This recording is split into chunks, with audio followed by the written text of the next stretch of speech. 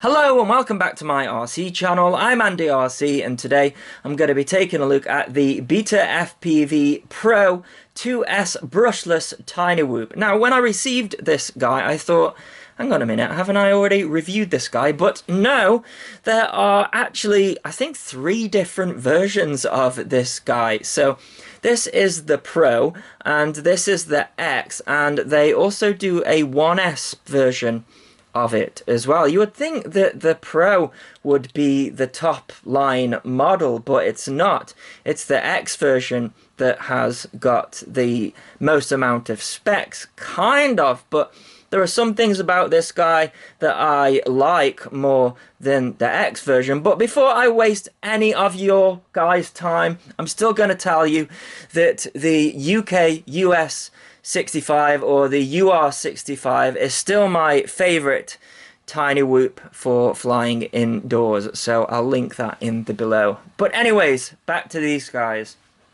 So yeah, there's not actually too many differences between these two. So the Pro version at the making of this video, I think it's about $99, and this one is $119, I think. So the motors are the same. They are the Beta FPV 802 7500 kV motors, same in both of them. The frames are the same, the props are the same, and they are both using the props out method rather than props in. But the differences are the camera. So the X definitely has a better camera. The camera in the Pro is, well, not very good, I will say. And the VTX in this one is smart audio switchable to 200 milliwatt and 25 milliwatt. This one does have smart audio, but it's only 25 milliwatt, still 48 channel though. And this one is using a SPI based receiver, so at the making of this video it's only available for FrSky, FCC, and I think you can do Futaba with the same protocol. Now the box that it comes in, it says that it's gonna be able to do all of these other things, even Crossfire as well, but that is not available yet. In fact, if you go on the website at the making of this video, then all of these will be grayed out. So yeah, you can run it in D8 mode if you have got a LBT, but of course you don't get the telemetry in things like that. Right, so what else is different? So if we look underneath here, we have the 2S batteries. The Pro version has got 300 milliamp 2S batteries that are 60C. I very doubt that they are 60C. And this one has got 260 milliamp. Now, while there is not much difference between the two, I thought it was interesting that the cheaper version has got the bigger batteries, because technically you can draw more amps from these bigger batteries. And if we do the calculations, I'll take these batteries out here. So that's something else that's different as well. The ESCs in the Pro flight controller, they are 5 amp with a 6 amp peak, and these are 10 amp. But what doesn't make sense is that if these batteries here can provide more amps, which technically they should, let's just say in an ideal world that they can do 60C, so 300 times 60C is 18 amps. But you have to remember, when they say 5 amp, that is per ESC, so it's 20 amp in total.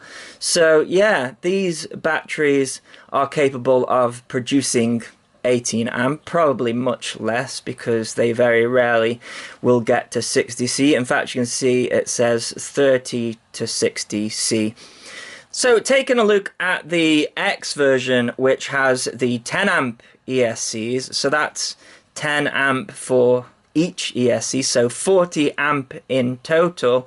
And then we take the 260 milliamp battery, and let's just say for a laugh that it does do 60C.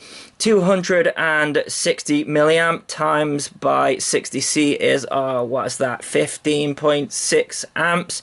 And these ESCs are capable of 40 amps, so yeah, there's no benefit there whatsoever, I don't think. And they are both an F4 flight controller, so actually you should get less battery sag with this one. And interestingly, even though these batteries are slightly bigger, this one is a little bit lighter, so it's difficult. This is the Pro. The Pro is a little bit lighter than the X version. This one weighs 37 grams, this one weighs 42 grams. And that is because, and this might be a deal breaker if you are interested in this, this one has got its separate receiver, so it can have all of the different receivers that are out there, including LBT, but of course you don't get the telemetry like you get with this. Another thing I like about the Pro version, which I complained on the X version, is that the antenna for the VTX just pokes out horizontally. Here, this one, we have got a little bit more clearance and it comes out at the right angle.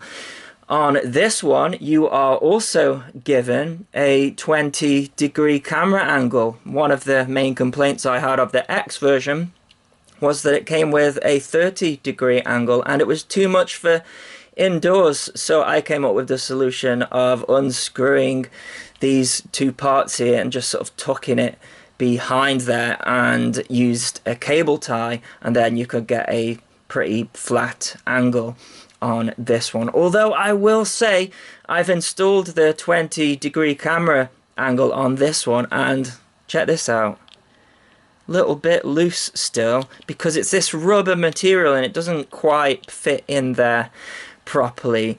So yeah, that is the differences between the two. Also in the package, and they may have changed this since I reviewed the X version, but you are now given these jumpers, which means that you can take one of these batteries out, put a jumper on here and fly it 1S. The only problem with that, of course, is the way that it holds the battery. It means that the center of gravity is going to be off, so the motors are going to be compensating more on one side. Really, it needs to be in the center for a 1S. Maybe that's why they have got a 1S model there. But as for the Betaflight setup, I've left it pretty much standard, and that was pretty good. The only thing I changed was my rates. I kept everything else in there. One thing I thought was interesting is on the website it says, we have almost gotten rid of the washout issues. Almost isn't quite good enough when there are models out there that have sorted it. But I do like the 65mm size. You know, it's great for flying around the house.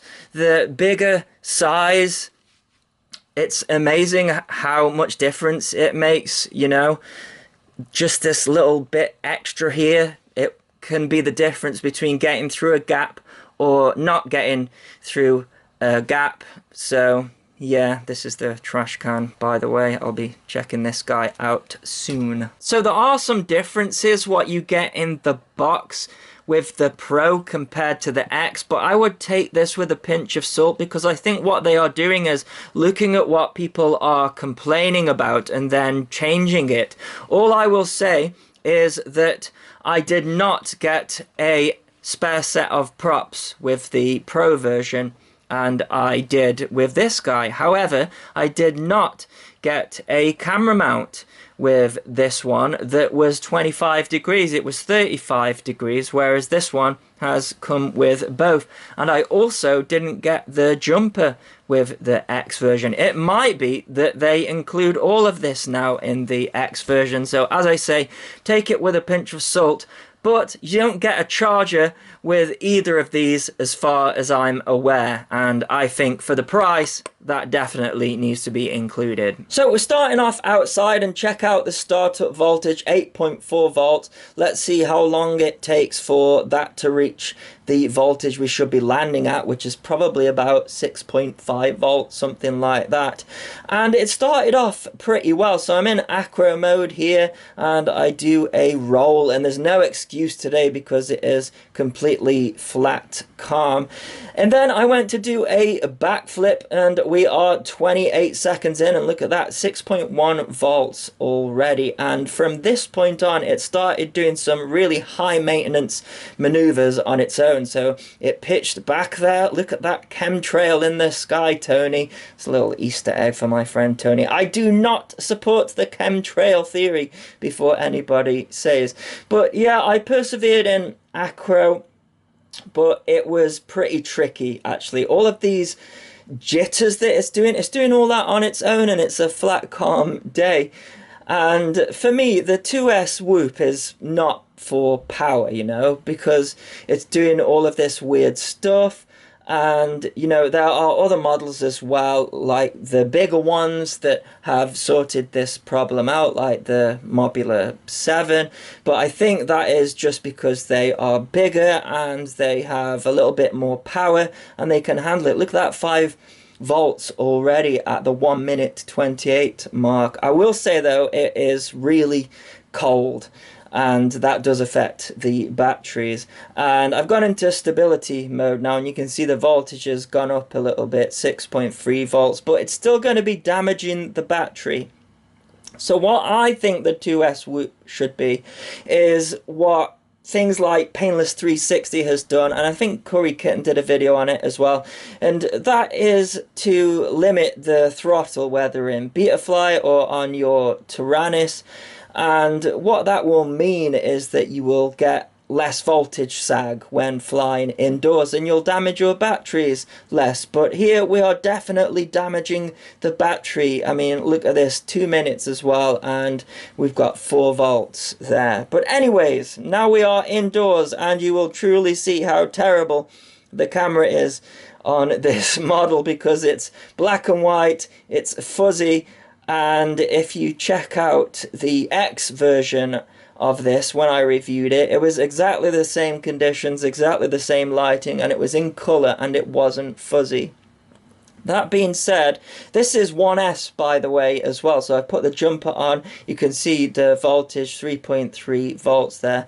And you know what? It actually flew pretty nice indoors. So what I will say is that 1S version that they do has got the camera that the X has got. So I would say that was probably the one to get. But it is just one cell. And as I say, you know, I have this problem with the UK and the US 65 as well. If you don't look after the batteries, then they puff because it's just one cell, so they're drawing more current, so you get that instant sag, and it's damaging the battery every time. So I do think the 2S Whoop is a good idea, but I don't think it's a good idea for the full throttle, because it instantly drops the voltage to a point where it's damaging the battery, and it's not going to last very long. But you can see here, flying indoors, we are at 3.1 volts.